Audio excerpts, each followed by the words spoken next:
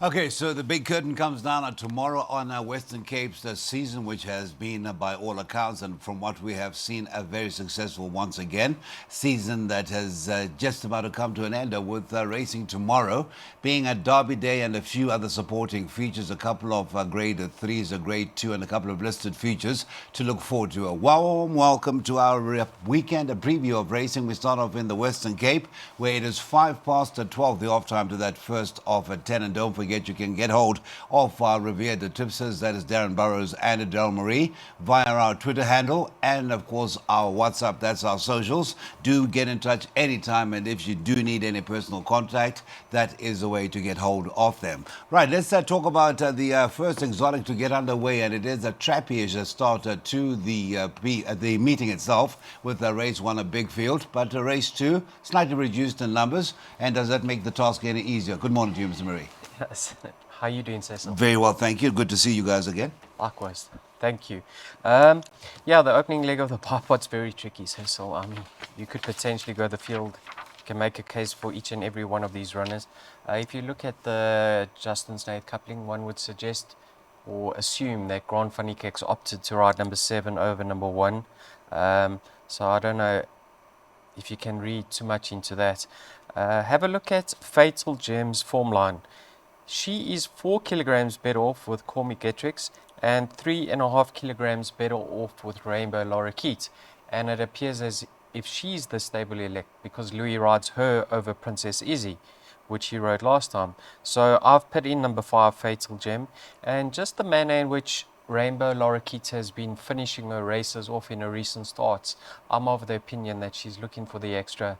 So from a neat draw, maybe Aldo can get her to slot in a bit closer to the pace and give her a confident ride up the straight. So I've gone with numbers 2 and 5 in the opening leg of the Bipot. But Cecil, I have to add that I'm not confident. Not confident, but I'm sure a man who will be confident is Mr. Burrows. Hopefully, you will be at the races to tell us next week as to the vibe, as it is also a prawn festival. Our first listed of the morning or afternoon, it will be at 20 to 1. Is the listed Schweppes Cape Phillies Classic over the 1800 meters, and Fatal Gem, Daryl has alluded to. I remember, if not mistaken, Justin Snaith used to train the mother, who may have won the Guineas, and the Whitelaws were also involved in the ownership. No, that was Sparkling Gem. Sparkling Gem. Sapphire Gem could be one of her offsprings, yes. Okay, all right. But are you in the corner of Fatal Gem as well? I'm not. I'm actually in the favor of the big money horse, Summer Lily, shortened from 5 to 1 into 28 to 10. I think she's the right horse because I've been waiting for this filly to go up in trip, and she finally goes the 1800 meters. They've made no secrets about what they think of her. And the manner in which she got up to win last time out late over 1400 was very impressive. And as long as she settles with her head, she can throw it up for a stride or two. If she settles, I think she'll win. So I'm going in confident, Summer Lily, to beat Fatal Gem. You know that Green with Envy form in the Politician, it wasn't a strong field besides the winner, and I think she could fill the minor spots.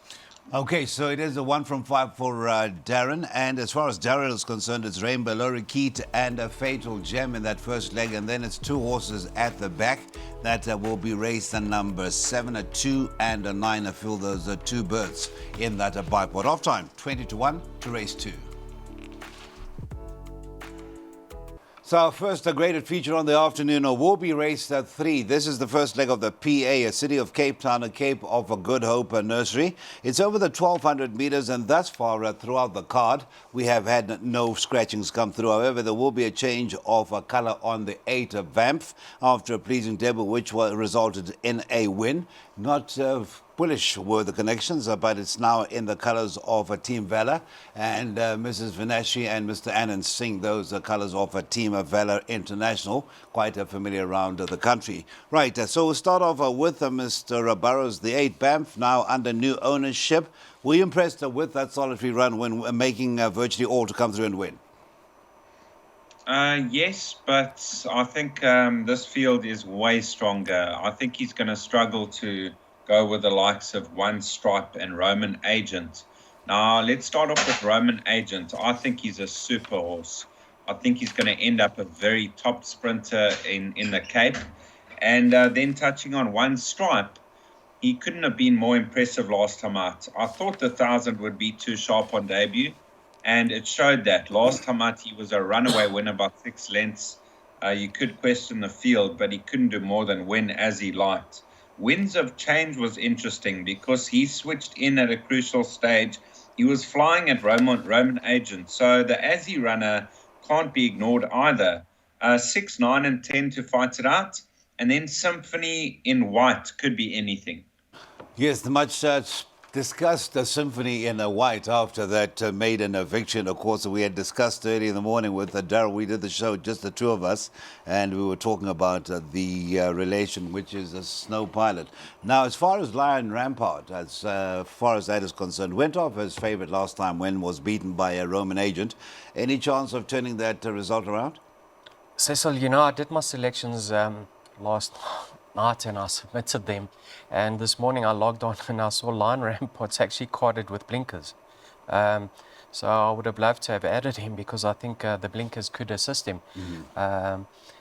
Probably good feedback from Richard Vree, but it's they have been submitted, so I haven't made any changes. When I saw Symphony in White go down to the start, I said, wow, this filly has got all substance and class written about her. I thought she may actually be in need of that run because she looked quite big. And during the running of the race, she was never in doubt. And in my mind, that was probably one of the most impressive victories by a juvenile this season that I've seen. And then I looked and I saw her time was quite a bit slower than One Stripe on the day, close to 5 lengths. But just from what I saw, I'm not writing off strictly based on times. I'm gonna side with her over here. She does get that 6 allowance, and I think she could remain unbeaten. I do have respect for One Stripe. He came to the course with a huge reputation. He set the record straight last time out. Like Darren Burrows says, may not have been the strongest of fields, but he couldn't have been more impressive. Roman Agent, we've heard from the owner Nick Johnson in the post-race interviews that Justin has been very soft with this son of Vercingetorix. He's soft on his juveniles this season, so although he gets the job done, he gets it done narrowly and he has more to offer. So I've gone with numbers 2, 6, and 10. If you're not happy with those 3, I suggest you do add in Lion Rampart. Okay, so that is Daryl and his selections, and I do say not on the slide, but if you do want to add another, and it would not be the worst of things you do, the 13 Lion Rampart, and I do recall that interview as we confirm it is a 360 Rand, and it's the start of our PA Race 3 off at the 13.15. Okay, for race number 4, this is a Cape Turf Club Cape B Stakes, and we have a field of 14 carded as mentioned at the time of going to air. No scratchings had come about on the card, and no changes whatsoever to feed back on. Now, as far as race number 4, we've got a cheeky lad and not so fancied as a runner in the same silks. That is number 3, Pomodora's Jet. Craig Zaki gets back on. He was on At My Command last time out, who would have been the stable elect. Nonetheless, Pomodora's Jet runs well for him, 2 from 2, and over course and distance, a winner, 2nd and a 4th. Mr. Burrows, Pomodora's Jet, could that be a candidate for banker, or is it more competitive than that? Well, if you're looking past him, then it looks very open. But in saying that, he's best over a mile. The 1400, he gets on terms with them late. But I think that he's got to go into all your bets. He'll be in the top 3 for sure, especially from the draw. Interesting runner could be Wiccan Warrior because he's starting to find his form again and he is a decent sort on his day. Ina Morare, beaten by the draw last time out behind At My Command. He could narrow that deficit with Pomodora's Jet this time around. And Magic Verse and Cafe Culture not out of it either. Right, Daryl. Thank you so much, Mr. Burrows. Daryl, you are the man who's tasked with our pick six this afternoon, and I think it'll be a pick six that will defy all expectation. 500,000 Rand is the current carryover, and we're looking at 3 million at least, and I think that could be on the conservative side. Let's hear your thoughts as far as race number 4 is concerned. Cecil, this is quite a big field, and if I knew they were all going to stay up the inside or middle inside, I would have banked Pomodoro's Jet because he ran well above his rating in his last starts. I don't know if you recall the winner at my command was slugging in on that occasion. Yeah. You also had the likes of Silver Falcon and Quasi for sure in that race. So all he has to do is reproduce his latest efforts and get luck in running, and he should take a power of beating. But I'm also of the opinion that he's a better miler. But you know, since returning as a gelding after that long rest, you can't fault his form. And Craig Zaki is certainly riding with a lot of confidence. So he is my number one pick. But like I say, this Cape racing has got me a little bamboozled. I mean, they go in, then they come out. There's so many hard luck stories at Kenilworth recently. So that's the reason why I haven't banked him. I backed him up with Fibonacci. Now, talking about bad luck, he was desperately unlucky in his later start. He opted to stay down the inside on that running rail, and when he switched out, he absolutely took off. But on a line through Inner Morari is held by Pomodoro's Jet, but Richard's going to give him a nice quiet ride from a wide draw, so I'm not too concerned about that. He does need to be switched off at the back. And you know what, if Pomodoro's Jet is a little unlucky in running, I think Fibonacci might be the right one. The race doesn't stop there though, Cecil. It is very competitive. Let us see with our own eyes exactly how you see the first race evolving, 3 and 14. Would you say Fibonacci is actually a rags to riches story? Because this is literally just defied all odds and just kept on winning or running right up there. Yeah, Cecil, have a look. Since he's been gelded, he has turned the corner. And since they've tried him with different tactics, he's certainly got the best out of him. So I think he's been fairly consistent recently. Fairly consistent. 10-2 is when we see whether the 3 or the 14 will see us through that first leg of the pick six at Kenilworth. Our next feature is a listed Pongrats Jetmaster Stakes, and that would tell you the distance. That is at the 1,600 meters. And now looking at the betting, the 7 Royal Aussie drops back from having taken part in the Met at the end of January, and will be part of this listed field, which has an average merit rating of 107. Royal Aussie, now some would say 1,400 is the maximum trip or the optimum trip. Your thoughts? Well, strictly on his ratings, you have to say that he's a miler because he's picked up his current rating in the King's Plate. Yeah, you know, there's plenty of positives. He's slung in over here at the weights. He's coming back to a mile. You have to have serious respect for him. But I don't think it's as clear cut as what the ratings suggest this race is. I've got healthy respect for numbers 4 and 7. Now, let's wind back the clock a year. Josh and Solomons wouldn't want that to happen because this is the horse he got touched off. With Quasi for sure, was it? In this very race. Yes. And if you recall, Cecil, the horse that beat him, Pakaya, also happened to carry 51 kilograms. Yeah. So this race was dominated by... Pakaya was ridden by JP van der Merwe. Yes. This race was dominated by the lightweights a year ago. And that brings number 6 into the play, Future Prince. He's set to carry 51.5. He's having his peak run. And he's a really good horse on his day. He's had his problems in the past, but it looks like that's a thing of the past now. Yeah. So Quasi for sure, a little bit flat in his second run in the province. Top class on his day. 4, 6, and 7. I find it very hard to separate the 3 of them. Right, we have the pleasure of Mr. Burrows giving us his jackpot for this listed Pongrats Jetmaster Stakes over the 1,600 meters. And which way do you actually go, and how do you go about constructing that first leg, Mr. Burrows? The exact same selections as Daryl, 4, 6, and 7 for me. Now, Future Prince, I think he's a great place bet at even money because I think he'll be right on top of them. 51.5 kilos. he's a good horse. He's carried top weight in his last 2 starts, narrowly beaten, and he's having his peak run. So receiving 8.5 kilos from Royal Aussie, I think he's going to give Royal Aussie a big run for his money. In saying that, Royal Aussie placed in the King's Plate. He ran in the Met. He's got a high rating with 60 kilos, so he should be right there. And Quasi, for sure, I was very disappointed last time out. He had every chance, and he just stayed on one pace. But he can bounce back. So 6, 7, and 4. 6, 7, and 4 in that order of preference, and there are the 3 numbers for that first leg of the first jackpot. Be reminded, being a 10-race program, that the second jackpot starts in 2 races' time in race number 7. There is a banker at the back, and that is in race number 8. And the 4 there in race number 8 will be Beach Bomb in our big one, the Group 1 Derby 2024.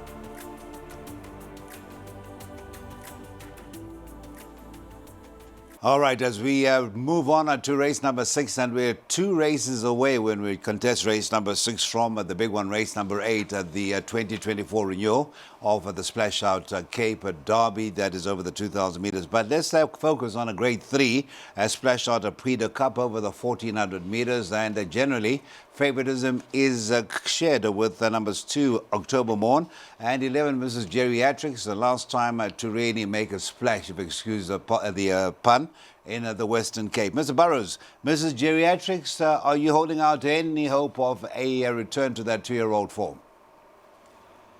Well, she cost me a big multiple last time out of about 250,000 Rand. I thought she was the right horse. I thought she had every chance in running, and she didn't get it right. Now she's drawn out deep once again. I've got to favor Golden Hostess. She's a Group 1 type filly in a Group 3. She's her last run over 1,400. She beat Happy Chance by 3 1/4 lengths. She's run 2 lengths off Desert Miracle. She's run a couple of lengths off Princess Kala.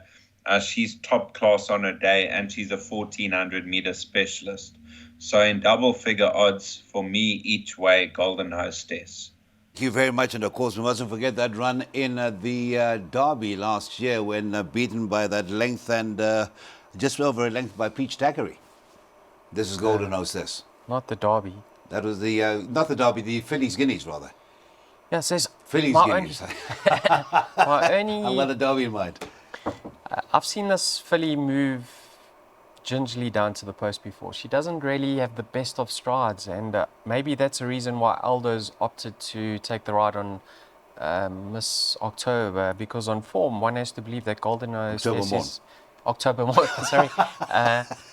Golden Hostess is in with a huge chance, but yet he's opted to ride October Morn. Cecil, I make this a very difficult race. If I'm nailing my colours to the mast, then coming up with a top selection, it has to be Rescova. I think there isn't much pace in the race, and she's a natural front runner. I don't think she's going to have to work to get to the front this time round. And last time out in the Mallorca, it was a cracking effort on her behalf. She actually angled towards the inside, and I thought the better going was on the outside that day. And take note, that was the first time she actually wore a tongue tie. So if she just puts in a similar effort this time round, I think she may be the one to peg back. But like I said, this is a nightmare for me. All right, let's go with Mr. Burrows. He's never overawed by anything, unlike the rest of us. He's gone a Golden Hostess in each way selection in a race number 6. That'll be the 9, coupling from the Bash Robinson stable. That also includes the co-favorite October Morn and the 10 Distant Winter, to name the 3 runners from the stable. Okay, so we are getting to the penultimate race before the Derby gets underway. That is race number 8 on the card. That is the 2023 renewal, and certainly looking forward to discussing race number 8, but even more so look forward to discussing race number 7. We start off with you, Mr. Marie. Lots of drama leading up to the race itself. We lost Isivungo Vungo, who was favourite when going down to the start, and everything pointed to an Isivungo Vungo visit to the number 1 box for the Grade 1 Cape Flying Championship. And things just didn't map out at the start. Yeah, Unfortunate incident that, Cecil, but I must be honest, it was great seeing one of the Halfveld boys take home the cash from the Western Cape. We're always behind our trainers. And yeah, it was a cracking race, but it was marred by that incident, Yes. unfortunately. Thunderstruck put up a really bold showing. He was just collared late. He's in cracking form. This horse has really, since he's been brought back to the sprinting trips, his form is faultless. And over here, he is the best weighted. He hasn't had to travel. He's been in the province. So you can expect another huge showing on his behalf. I just am of the opinion that if you go back to Sergey's previous form lines, that his later start is too bad to be true. Prior to that, you can see in the Merchants, in the Bantry Bay Stakes, he isn't far off Thunderstruck. They actually ride alongside each other on several form lines. And if he just brings his best form to the course on Saturday, there won't be much separating the two of them once again. So I think the race will be fought out between 2 and 9. Obviously, you have to favour Thunderstruck because he's getting his head in front more often than Sergey recently. Okay, so let's now get even further in, to race number 7, and we're talking about the Group 2 that leads us in to the Group 1. This is the Kaya Stables Diadem Stakes over the 1,200 meters. Back over the 1,200 for Thunderstruck, and in the betting dominates 13-10. Next best is the 3 Bereave at 11-2, your stable, Darren, and then it's 6-1 and Better Bar those. Let's first of all hear about your stable and then your overview of the first leg of the second jackpot. Yes, Cecil. Bereave obviously doing very well at home. This was his aim all along.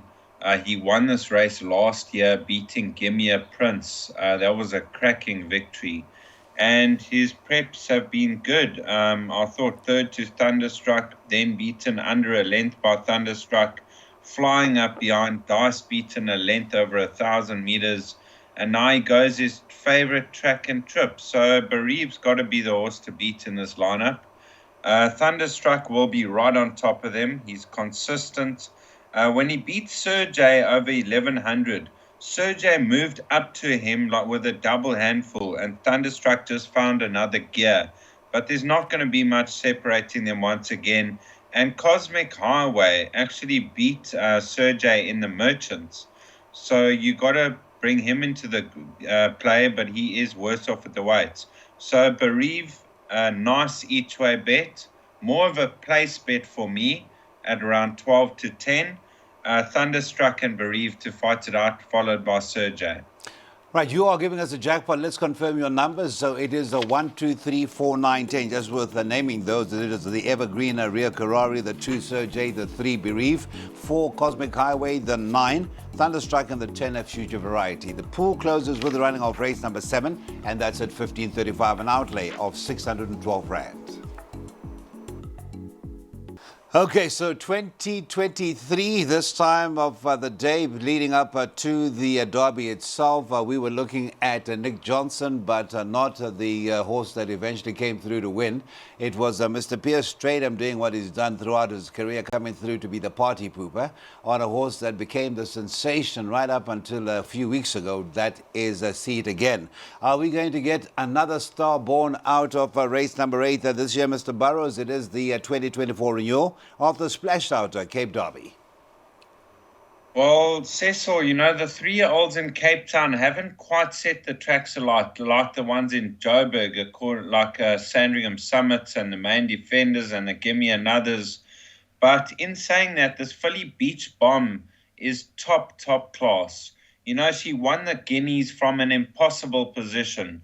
She won the Paddock Stakes off a slow run race, suiting Princess Calla from the front. And she ran her down off a slow run race to beat her neck. That was 1,800. She will stay the 2,000 meters, no problem. And she can just be switched off. Although he likes to ride them patiently, he might be alongside a horse like Green with Envy around the bend. You don't know. But I think she is by far the best horse in the race. And I think she'll take a ton of beating, especially with a female allowance. Green with Envy, he was a penalty kick last time out. He couldn't get beat against a field of that nature. He beat the Grey King a length. For me, He's got to do a bit more. He placed in the Guineas. He will love the 2,000-meter trip. He is the main danger. So I put 2 ticks on Green with Envy, and I circled Beach Bomb as my banker. I think they will fight it out. Okay, so interesting betting here at the moment. Green with MV 16 to 10, a 3 to 1 at Tlhue, to be partnered by Daniel Muscat, who went away with all the bragging rights with the big one on midday. And then third favorite is a 4 Beach Bomb at 7 to 2, 6 to 1, the 8, and that is Rapidash. First of all, Tlhue and Rapidash, would Grant have had a say, or would Justin or Nick Johnson have had a say who rides who? I would assume that Grant would have a choice. Okay. And because I know you love your conspiracy theories. Yeah, I mean, so I had to keep them going. I mean, Grant has done extremely well on Tlhue, so there's no reason for him to have been jocked off that. Okay. So Rapidash. And of course, he won that 5 million on Rapidash as well. Yeah. Cecil, you know, Candice Bass Robinson's really, she hasn't been shy in accepting and running the fillies against the open company. We saw that with Red Palace. She was meant to run. What happened with her? Sorry. Red Palace was meant to take up its position. Didn't it run in the Guineas? I'm trying to think now. Yes, it ran behind Snow Pilot. Snow Pilot, yes. Yeah. So, and she'll obviously have a line with Red Palace and Beach Bomb. I mean, they finished closer against each other, but I think that race wasn't really a true reflection, because they crawled in the beginning, and Red Palace is at her best when she's allowed to stride. So maybe she was flattered by the distance. She finished behind Beach Bomb.